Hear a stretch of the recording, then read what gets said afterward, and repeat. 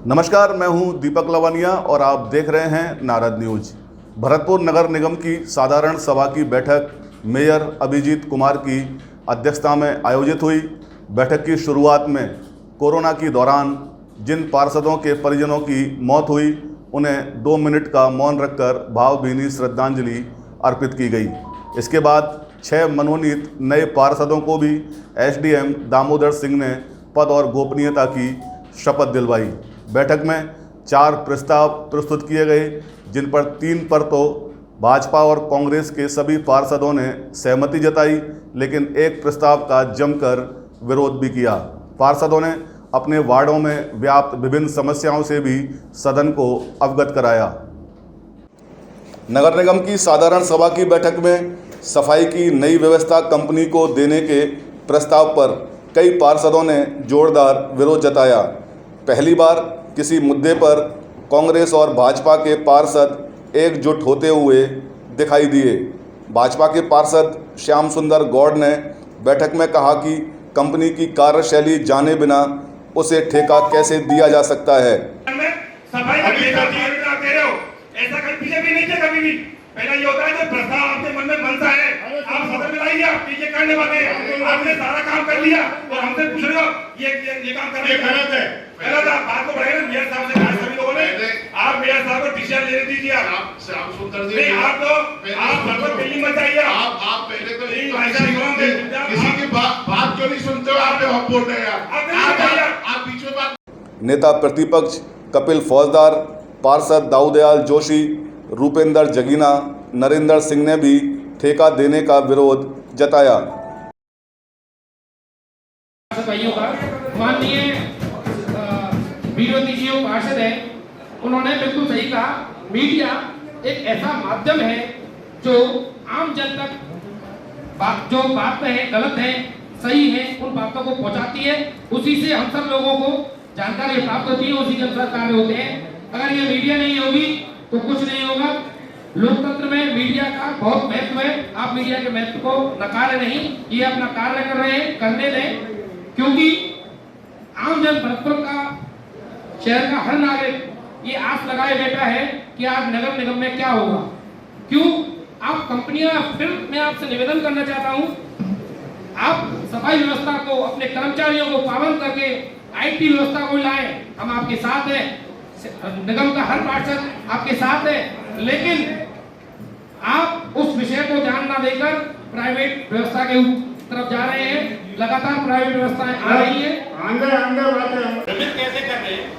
आपने 150 करोड़ रुपए का हड़कों से 8% पे लोन लिया है, जो आपको 12 साल में चुकाना है। 2 वर्ष बाद उसकी किस्त शुरू होगी, किस्त क्वार्टरली देनी है आपको। हम में से कोई पार्षद, जितने भी पार्षद या 65 पार्षद हैं, 12 हमारे नॉमिनेट पार्षद हैं। इन 12 पार्षद नॉमिनेट और 65 पार्षद जो हमारे निगम के हैं, उन्होंने इस जो भी आपने डीपीआर बनाई है, उस डीपीआर के विषय में कैसे काम करेगी कंपनी, क्या काम होगा, किस तरह से काम होगा, कहां काम होगा, क्या धरातल होगा, कैसी स्थिति होगी, पार्षदों की क्या भूमिका होगी, क्या क्या व्यवस्थाएं रहेंगी। उन व्यवस्थाओं के लिए जो भी कंपनी, जो भी कंपनी काम करे, जो भी कंपनी जैसे भी कंपनी काम कर रही हो, या तो वो कंपनी पूर्व में इस डीपीआर के समानांतर, चाहे वो कन्नौज में काम कर रही हो, चाहे वो इंदौर में काम कर रही हो, चाहे वो जहां भी काम कर रही हो, जब तक इस कंपनी के कार्य व्यवहार को अच्छी तरह से न देखा जाए, न परखा जाए, तब तक कोई भी ऐसी कंपनी को जबरदस्ती से भरतपुर में अड़ंगा नहीं डाला जाए कि जिससे कि हम बैठक की शुरुआत में कोरोना से पार्षदों के परिजनों की मृत्यु पर 2 मिनट का मौन रखकर श्रद्धांजलि दी गई। साथ ही नौह कचरा प्लांट के जल्द समाधान की महापौर अभिजीत कुमार ने घोषणा भी की। नौह कचरा प्लांट को लेकर कांग्रेस के पार्षद रामेश्वर सैनी द्वारा पिछली बोर्ड बैठक में विरोध प्रदर्शन किया गया था। वहाँ एक कचरे का पहाड़ इकट्ठा हो गया है और उसकी बायोमाइनिंग के लिए यहाँ से प्रोजेक्ट बना के भेजा था और वो बहुत दिनों से लंबित पड़ा हुआ था। उसकी अब निस्तारण की जो लास्ट पायदान था वो पूरा हो गया है और अब राजस्थान सरकार ने उसके विस्तारण के लिए जो रेट हम लोगों ने उन्होंने अप्रूव कर ली है। अब बहुत जल्दी ही उसके विस्तार के लिए काम हो जाएगा। तो रामेश्वर जी, आपकी जो एफर्ट्स थे उसके लिए भी हम आपको धन्यवाद देते हैं। मीडिया के बंधु, जैसा कि मेयर साहब ने अवगत कराया है, मेरा आंदोलन काफी समय से चल रहा है और मैं आज अनशन करने वाला था। इससे पहले हमारे मेयर साहब ने और जो कमिश्नर साहब ने लगातार 2-3 दिन से मेहनत की है जयपुर जाकर, और मैं तहे दिल से इनका धन्यवाद देता हूँ। और जो मेरा अनशन का कार्यक्रम था मैं उसको पोस्टपोन करता हूँ। पार्षद संजय शुक्ला ने आवारा जानवरों से निजात दिलाने का मुद्दा उठाया, जिस पर सदन ने उचित कार्रवाई करने का आश्वासन दिया। घोड़ों में मैं बंदरों की, आवारा सांडों की, गायों की समस्या उठाता आ रहा हूं, लेकिन नतीजा कोई नहीं निकल पाया। आप इस बोर्ड में, कांग्रेस का बोर्ड 25 साल में पहली बार बना, मैंने इस बोर्ड में भी समस्या को रखा। आयुक्त महोदय ने पहली मीटिंग में ये कहा था कि मैं निश्चित इस समस्या का समाधान कर दूंगा, बंदर पकड़वाने की और आवारा सांडों की। तो मैं आज एक निवेदन करता हूं कि आयुक्त महोदय, आप भी बहुत धन्यवाद के पात्र हैं, मेयर साहब बहुत धन्यवाद के पात्र हैं। मुझे पता लगा है कि आपने बंदर पकड़ने का ठेका भरतपुर के लिए कर दिया है, उसके लिए बहुत बहुत धन्यवाद। पार्षद संजय शुक्ला ने कहा कि नगर निगम द्वारा इसके लिए टेंडर किए जा चुके हैं और अगर आवारा जानवरों से शहरवासियों को मुक्ति मिलेगी तो ये उनके लिए एक बड़ी सफलता होगी।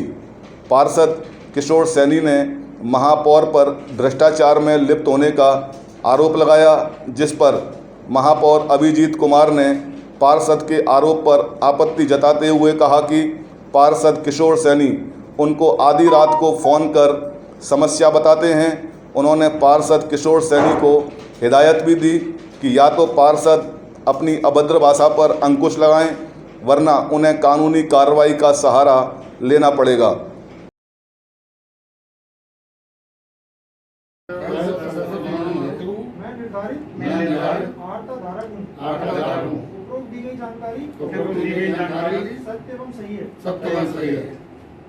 आपके दिल में विचार हैं, जो भी आपकी भावनाएं हैं, ऐसा नहीं है कि मेयर साहब की मंशा कोई आप लोगों से अलग हो।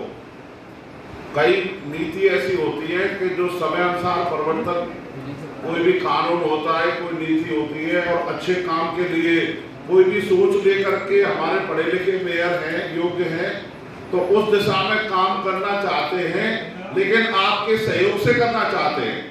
जो भी आपके दिशा निर्देश होंगे, आपका जो हमारा सदन के हमारे साथी है, जैसे भाई सतीश जी ने बात कही, दाऊदयाल जी ने कही, और भी हमारे साथी सभी, हमारी वीरवती जी, रेणु जी और सभी, कपिल जी, सभी साथियों ने जो बात कही है, आपकी बात में वो शामिल है मेयर साहब, कोई अलग नहीं है। एक मत हो जाए। अब रहा मुद्दा, मैं तो केवल सुझाव दे रहा हूँ, निर्णय तो आप लोगों का ही होगा, लेकिन चूंकि मुद्दा काफी चल गया, इसलिए मैं 2 लाइन इसमें कह रहा हूँ आपकी तरफ से कि अब इसमें कोई भेद नहीं रहा।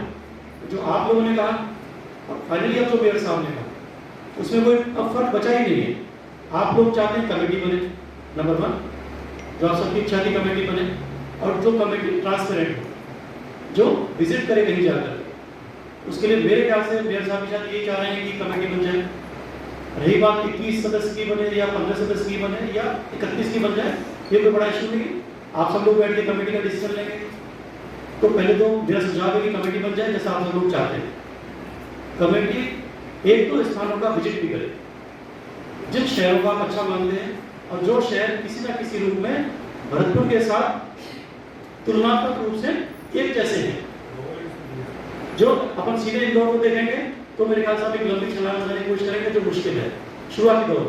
हालांकि मुझे याद है एक बार एक प्रेजेंटेशन यह हुआ था, तो इंदौर भी पहले भरतपुर जैसा ही था, लेकिन प्रयास हुए। आज इंदौर को हम सब लोग सबसे पहले सफाई के मामले में इंदौर नाम देते हैं, एक सफाई से लेके यहाँ तक। लेकिन सबसे पहले तो मैं ये बताना चाहता हूँ कि ये जो 2018 में किया गया था, इसको 2019 में ही बदल जाना चाहिए था।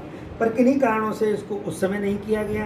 फिर उसके बाद में 2020 में लगाया। उस समय कुछ लोग रिट पिटीशन फाइल करके हाई कोर्ट चले गए थे और हम लोगों को पाबंद कर दिया हाई कोर्ट ने इसको आगे ना ले जाने के लिए। अभी ये टाइम पीरियड इसका हो गया है, लीगली हम इसको बहुत ज़्यादा खींच नहीं सकते। आज जो प्रस्ताव रखा गया था ये उसी से संबंधित था, परंतु किन्हीं लोगों को ऐसा लग रहा है कि ये एक बेहतरीन प्रपोजल था जिससे कि शहर की सफाई को मद्देनज़र रखते हुए और एक ऐसा सिस्टम डेवलप किया जाए। और जहाँ मैं पिछले 1-1.5 साल से यहाँ पर हूँ तो यहाँ हर आदमी आता है कि भाई मेरे को 2 कर्मचारी दे दो, कोई 3 कर्मचारी दे दो। ये सिस्टम ऐसा बन गया है जो इनपुट बेस्ड है। हम सिर्फ कर्मचारियों से संबंध रखते हैं कि हमें इतने मिल जाने चाहिए। हम इस बात से कोई संबंध नहीं होता कि वो हमारे वार्ड की सफाई होनी चाहिए, इसमें कोई लिंकेज नहीं है। बस मुझे 5 कर्मचारी दे दो, मुझे 2 कर्मचारी दे दो, और कोई जिम्मेदारी नहीं है। कोई भी व्यक्ति को अगर आप ये पता करने की कोशिश करें कि ये कचरा क्यों पड़ा हुआ है, सफाई कराने वाला बोल देगा कि उठाने वाला नहीं लेके गया, उठाने वाला बोल देगा कि सफाई नहीं हुई है। तो ये गैर जिम्मेदाराना व्यवस्था चली आ रही है। उसको एक जिम्मेदारी वाली व्यवस्था करने के लिए और शहर को अच्छी एक मैकेनिज्म देने के लिए, एक अच्छा इंस्टीट्यूशन क्रिएट करने के लिए ये प्रस्ताव लाया गया था। परंतु कुछ हमारे पार्षद लोगों की बात, क्योंकि इसमें काफ़ी कुछ टेक्निकल है, उनकी समझ में नहीं आ रही, उन्हें लग रहा है कि बहुत ज़्यादा हो गया है। कुछ पेपर वालों ने भी, प्रेस वालों ने, आप बंधुओं ने भी एक क्रिएट करने की कोशिश की है। पहले उसमें जो 13 करोड़ के आसपास का खर्चा आ रहा था, 6 करोड़ के आसपास है। इसमें आप ये देखिए, एक तो हम IT ला रहे हैं, भाई IT बेस्ड सॉल्यूशन हो, आपका ऐप से कोई सॉल्यूशन निकले। दूसरी, हम यहाँ दूसरे क्लीनिंग सिस्टम भी ला रही है। नालियों में किसी आदमी को घुसाना अब ज़रूरत नहीं पड़ेगी। नालियों की सफाई है। हम हर बार कभी ये पोकलिन हायर करते हैं, कभी कुछ हायर करते हैं। तो ये चीज़ें उससे निवारण पाने की एक प्रक्रिया थी। वो मैं आया यहाँ पर, इन्होंने बोला कि भाई हम उस सिस्टम को देखना चाहते हैं। हमने एक कमेटी करने का एक निर्णय लिया है 21 आदमियों की का, और वो जाके देखेगा। अगर इनको वो बात समझ में आती है तो बहुत खुशी की बात है। एक बेहतरीन कदम है, एक कोशिश है परिवर्तन लाने की, और परिवर्तन ही विकास होता है। तो उस दिशा में एक कदम था। कोई बात नहीं, 1 महीने बाद में फिर देखेंगे, इनको जरा समझ में आ जाए पूरी व्यवस्था, आगे बढ़ेंगे।